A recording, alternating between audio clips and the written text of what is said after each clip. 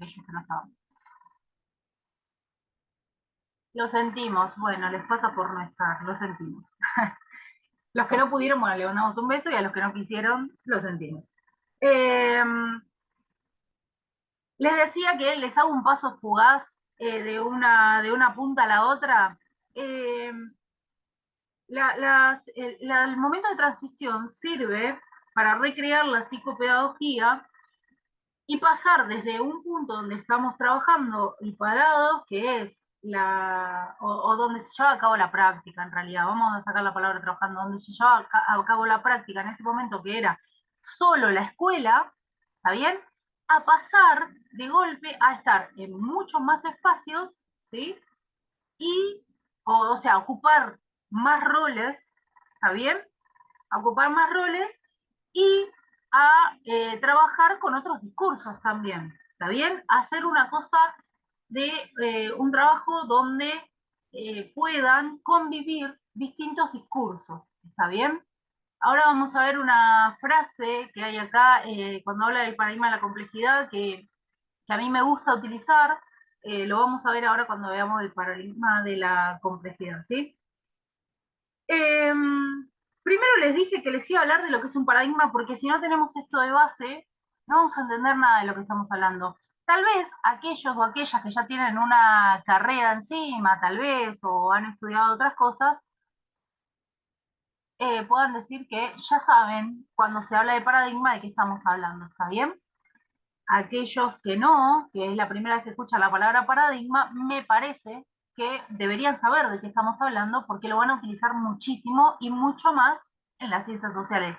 En casi todas las materias van a haber paradigmas en donde estar parado o parada para llevar a cabo las prácticas, ¿está bien?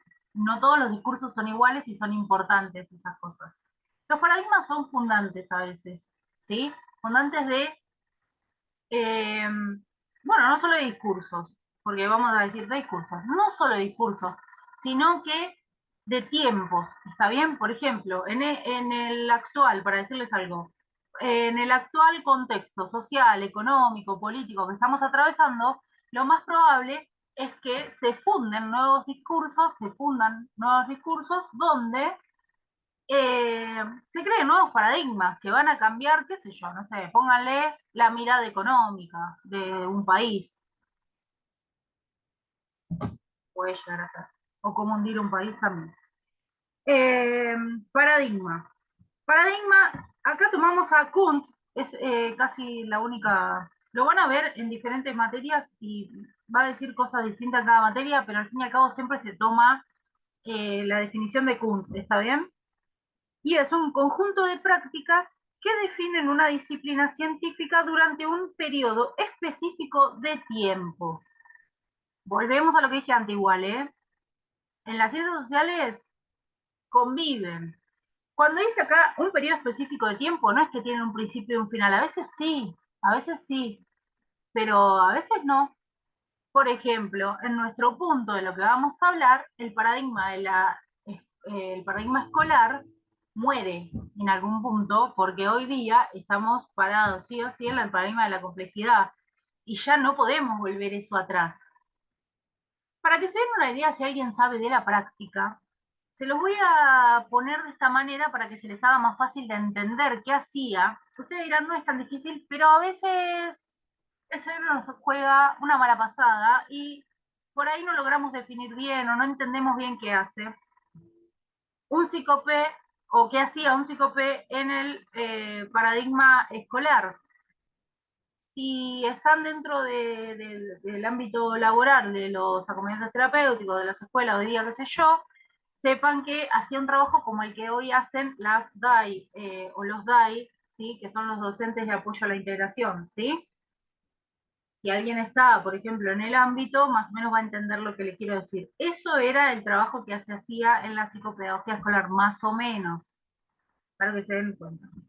Si no está en el ámbito, lo vamos a charlar ahora, qué hacía y qué no hacía un psicópata.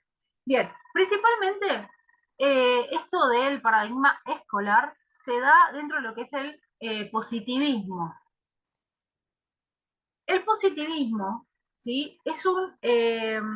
se da dentro de lo que es la modernidad, que empieza a partir más o menos del siglo XV con Descartes hablando de, o por lo menos siempre se lo pone de referencia a Descartes, hay 1000 referentes, siempre se agarra a Descartes con... Descartes es pienso luego existo, ¿está bien? Funda de alguna manera las bases científicas, ¿sí? Descartes funda las bases científicas.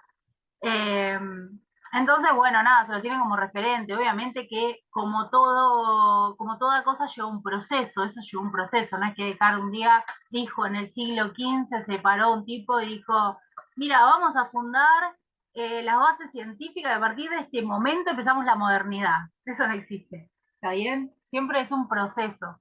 Entonces, bueno, nada, el positivismo empieza ahí para que se den una idea, es todo un movimiento que se da en todos los espacios. Siempre digo que si alguien sabe algo de pintura o de arte, se dio, por ejemplo, en el iluminismo, ¿sí? Bien, ¿por qué esto es importante? Porque miren, dentro de lo que es el positivismo, se hablaba siempre del estudiante, porque empezamos este tema de la escolarización. ¿Qué pasa? Cuando ustedes están en intro a la educación, si aún no han hecho la materia o la están haciendo ahora, o la van a hacer después, o ya la dieron porque son recursantes, o bla, bla, lo que sea, van a hablar mucho de esto. ¿Qué pasa en lo que es la modernidad? Empieza un tiempo de hablar mucho de lo que es la enseñanza, la educación, ¿está bien? Entonces se toma al sujeto como alumno, como estudiante, ¿sí? Bien, dentro de hablar de esto, estamos hablando de un sujeto estudiante, alumno, que es una tabla rasa al que hay que meterle la información, ¿sí? Esta es un poco la idea del positivismo también. ¿Por qué? Porque en el positivismo tenemos, lo que yo le decía antes, lo que es principalmente el paradigma de, ¿cómo que se llama? Ay, no me puedo acordar, que tiene de referente a Watson, que es el, ay, no me puedo acordar el nombre. Bueno, en este momento no me lo acuerdo. Lo más probable es que me lo acuerde luego. Bueno, no me lo acuerdo. Me sale cognitivismo y no es cognitivismo porque después lo vamos a ver el cognitivismo. Bueno, ahora les digo cuando me acuerde. Che, Debo, si estás ahí y me querés tirar una soga con eso, conductismo, conductismo. Mirá, siempre me sale, siempre me sale a la ayuda. Ahí está, gracias, gracias. Sí, el conductismo. El conductismo tiene como representante a Watson, ¿sí? El conductismo era un paradigma, o es un paradigma, pues en realidad hasta hoy día se sigue utilizando en algunos puntos, como por ejemplo lo cognitivo-conductual, ¿sí? Si bien se modificó de alguna manera, sigue siendo casi lo mismo, ¿sí? Es ante un estímulo, una respuesta. ¿Está bien? Eh, bueno, en este positivismo, en esta modernidad, digamos, predominaba lo que es el conductismo. Entonces se tomaba al estudiante, al alumno, como paradigma conductista, exactamente. Se tomaba al alumno como una tabla rasa al que había que enseñarle, meterle cosas en la cabeza. ¿Está bien? Bueno, ahí es donde estamos parados en el paradigma escolar. ¿Bien? Ahora tenemos acá dividido en el cuadro objeto de estudio, que se lo acabo de decir. El objeto de estudio era niños, niñas, tomados como alumnos, si lo quieren poner así, en una situación de enseñanza formal. ¿Qué quiere decir en una situación de enseñanza formal? Quiero ir de a poquito así no mezclamos todo, ¿está bien? En una situación de enseñanza formal quiere decir que estaba dentro de la escuela. Sí o sí debía estar dentro de la escuela eh, para que yo pudiera llevar adelante la práctica, ¿está?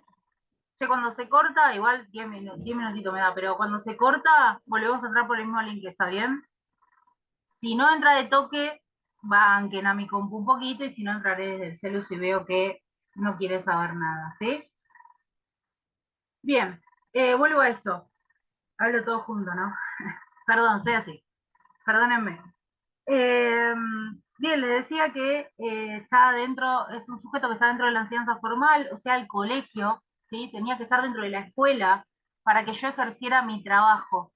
Bien, ¿qué no podíamos hacer? Paren, no me quiero olvidar nada. Definición de aprendizaje me dice. Miren, yo les diría que cuando van a poner ahí las definiciones de aprendizaje, lo hagan como tipo un punteo. No copien todo lo que dice el módulo para más o menos guiarse ustedes principalmente, ¿sí? Porque si yo copio lo que dice el módulo, me sirve, sí, pero capaz que el cuadro me va a servir para estudiar luego, y si yo pongo un punteo se me va a hacer mucho más fácil, ¿está bien? Porque no me voy a acordar de memoria qué era, ¿está bien? Eh, acá tenía lo escrito lo del coso, Pablo Guasonian. Eh, Dentro de lo que es la definición de aprendizaje en lo que es el paradigma escolar, vamos a tener, eh, dice acá, un cambio de comportamiento en reacción a las modificaciones del medio perdurable en el tiempo, es decir, la implantación de una nueva conducta en respuesta a un estímulo externo. ¿Qué es lo que estábamos hablando? Traduzco al castellano, es lo que estábamos hablando, estímulo-respuesta. Les quiero decir una cosa, dentro de este paradigma se medía todo mediante el coeficiente intelectual, ¿sí? Se medía todo psicométricamente. Acá cuando me habla de un cambio de comportamiento, lo que yo tenía que lograr, ahora voy a hablar del rol de psicopea igual, pero lo que se tenía que lograr era que si un estudiante o una estudiante no estaba pudiendo aprender o no estaba pudiendo participar de las clases o lo que sea, pudiera cambiarse eso mediante que yo haga alguna cosa, no quiero decir una palabra que los va a confundir, mediante que yo trabaje en eso de una manera que estimule a que lo aprenda casi de memoria, ¿sí? Para que se den una idea, miren, vamos a hablar de esto mediante, por ejemplo, una frase que se suele escuchar que es el cuerpo tiene memoria y esas cosas, ¿no? Cuando yo hago algo por naturaleza o todos los días hago lo mismo, nada, mi cuerpo se acostumbra. Por ejemplo, les voy a dar un ejemplo recorto que es, tipo, si yo todos los días me levanto para ir a laburar a las 6 de la mañana, no sé, me levanto y lo primero que hago es ir al baño para lavarme los dientes, lavarme la cara y después pongo la pava para tomar mate o no sé, me hago un té café, lo que sea, un día que no voy a laburar, ¿sí? Está tan sincronizado el cerebro a veces que no sé ni qué día es, me levanto y hago todo el recorrido igual, ¿sí? Bueno, más o menos que eso es una adquisición de conducta que yo la hago casi inconscientemente, ¿sí? No quiero meter al inconsciente en esto, pero, porque acá cuando hablamos de conductismo, de inconsciente nada, nada. Sino que es un mecanismo, ¿sí? Es un mecanismo. Pero más o menos tiene que ver con eso, con que la idea es que se cambie la conducta mediante un estímulo o una respuesta a ese estímulo. Sí, se aprende por repetición, claro, exactamente. Se aprende por repetición. Es como lo que decía, ante un estímulo una respuesta. ¿Está bien? Recuerden esto que se toma al sujeto como una tabla que está vacía, o sea que yo le estoy enseñando esas conductas, ¿está bien? Esto es importante. Nada, dentro de lo que es esto podemos poner como check si les parece, ustedes armen el cuadro como quieran, no digan Cintia me lo dijo, ¿está bien? Cintia no dijo nada. Acá pueden poner tipo cambios de conducta, eh, pueden poner que se medía psicométricamente, ¿sí? ¿Qué más pueden poner? Ante una, esto es importante porque habla de conductismo, ante un estímulo, una respuesta, ¿sí? O ante la implantación de una nueva conducta, como es acá, es una respuesta, pero yo pondría ante un estímulo una respuesta y me lo hago más corto. No sé, ustedes pongan como quieran y como se entiendan ustedes. Lo importante acá es que ustedes se entiendan cuando se van a leer, ¿sí? Bien. Y acá tenemos, no me quiero ir de este Zoom antes de empezar el otro, sin hablar del rol del psicopé o de la psicopé. Acá el psicopé no podía diagnosticar, o sea, si el psicopé veía o la psicopé veía que había algún tipo de problema más allá del aprendizaje, o sea, que estaba teniendo el estudiante, y en ese tiempo igual ustedes cuenten que no es como ahora, no es que era educación inclusiva, no es que iban estudiantes que tuvieran, ¿se entiende? No, o sea, no existía eso, ¿está bien? Podía tener algún temita de conducta y bueno, eso hacía que qué sé yo, no sé, se atrasaban en la tarea, pero eran esas cositas, ¿está bien? No era educación inclusiva como lo conocemos ahora. El rol de acá del psicopé era que no podía diagnosticar, ¿sí? Acá no se podía diagnosticar. Su trabajo era meramente enseñarle, digamos, a ver cómo decirlo. Yo había puesto una palabra acá que no me la quiero. Ah, la tarea reeducativa, ¿sí?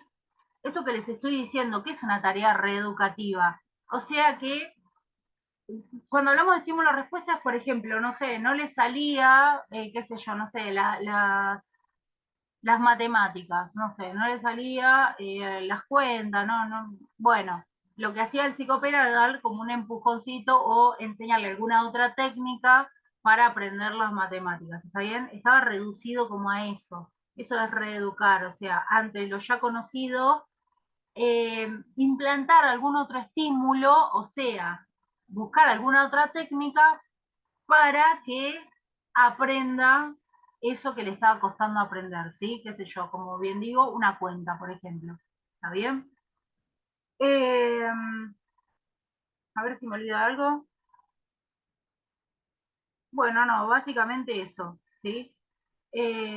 Hacía una tarea reeducativa principalmente. No podía diagnosticar, como bien dije. Si veía algún tipo de dificultad mayor que no pudiera hacer ese trabajo, se lo derivaba al sujeto a algún profesional otro tratante del tema, ¿sí? Así que bueno, más o menos en lo que tiene que ver con el paradigma escolar tiene que ver con esto. Bien, me queda la transición y el paradigma de la complejidad, que es lo que yo les propongo para que no se me corte y me quede con 2 palabras, porque me quedan 2 minutos, es cortarlo yo y que volvamos a entrar eh, al próximo Zoom. Y cerramos con los otros 2 que nos quedan, ¿vale? Vuelvo a entrar por el mismo link. Si no entra de toque, banquen un poquito.